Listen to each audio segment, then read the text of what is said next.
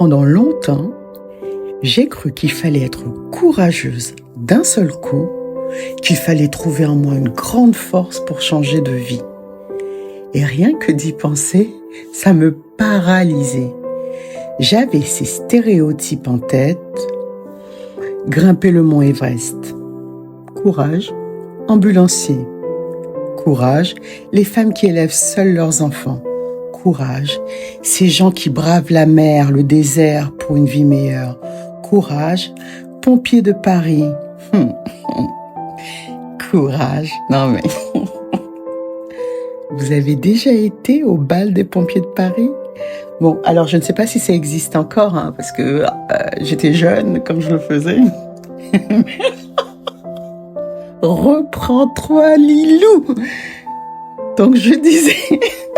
Alors, il n'y a pas de délire avec les pompiers de Paris. Disons que moi, quand j'étais jeune, le bal des pompiers, c'était vraiment quelque chose. Voilà, c'était une super ambiance.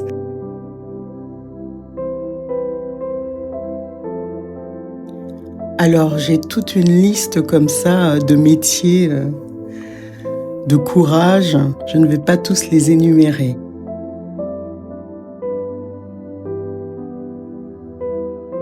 Non mais, la réalité, c'est que à chaque fois que j'avais un projet, une envie, des idées, je me disais non mais, Lilou, c'est trop grand, tu n'y arriveras jamais.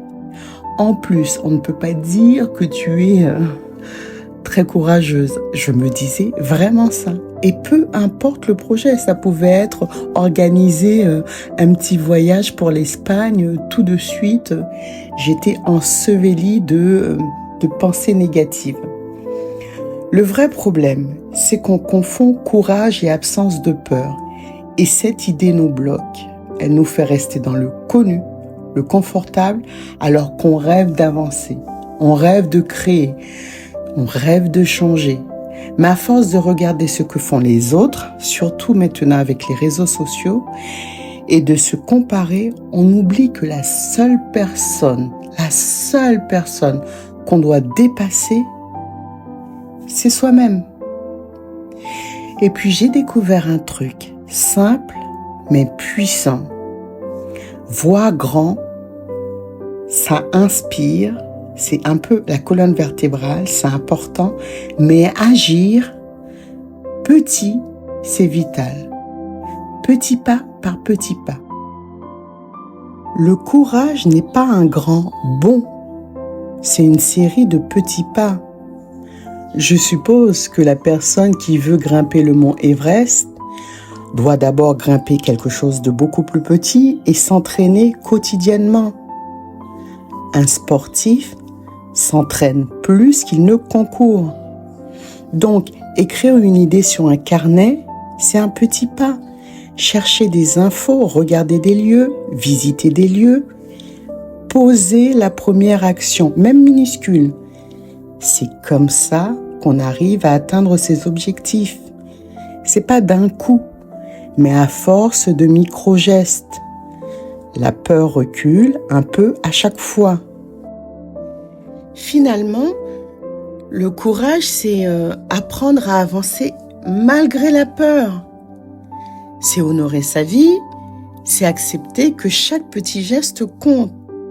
Ouais, que chaque petit geste compte, que chaque micro-action nous rapproche de ce qu'on désire vraiment et que le chemin, il se construit pas à pas. C'est pas linéaire. C'est OK de faire un pas et de reculer de 2. Même si on se sent encore réservé ou peureux, parfois ce n'est pas un problème. C'est juste notre nature qui nous accompagne. Même minuscule, ce qu'il faut retenir, c'est même minuscule, chaque geste compte. Voilà. Donc, si tu veux aller plus loin, suis-moi sur Patreon. Le lien est quelque part. Oh, c'est pas bon ça, Lilou. Il faut que tu apprennes à dire où se trouve le lien. Donc, le lien est quelque part. Et n'oublie pas de laisser un commentaire.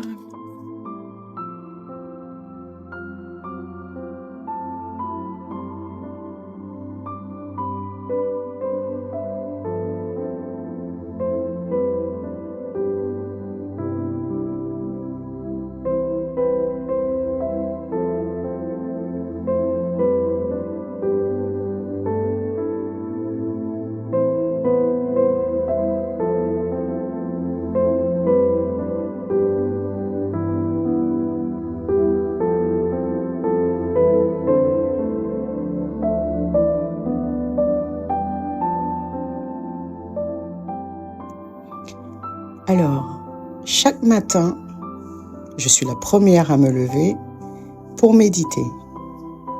Chaque matin, je médite. Il y a des matins où je méditais 1 heure, d'autres matins où 10 minutes va suffire. Mais chaque matin, je prends ce temps avec moi, pour moi, et je médite. Et après, je m'étire. Alors, c'est pas vraiment du sport intensif, mais grâce à ça, l'esprit est clair et le corps reste un minimum souple.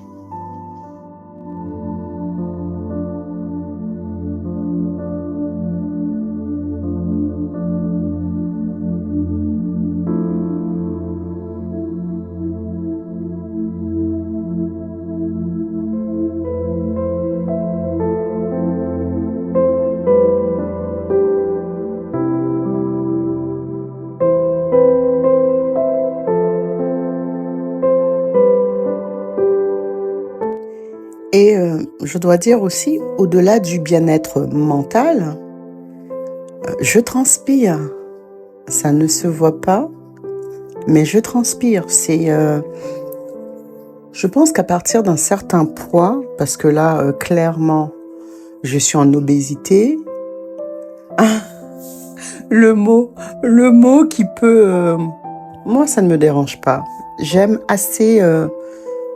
j'ai besoin pour pouvoir changer, de reconnaître le problème. Et vraiment, dans mon cas, je vous assure, c'est un problème parce que là, le dos, il est douloureux. C'est-à-dire que si je ne fais pas ça tous les matins, mon dos se coince. Et ça, c'est dû à mon poids, clairement. Donc, non, je ne suis pas gênée avec le mot obésité, parce que c'est le cas. Et on va tout faire pour que ça change. On va pas viser la taille 36, mais je pense qu'on... Déjà, ne plus être en surpoids sera une bonne chose.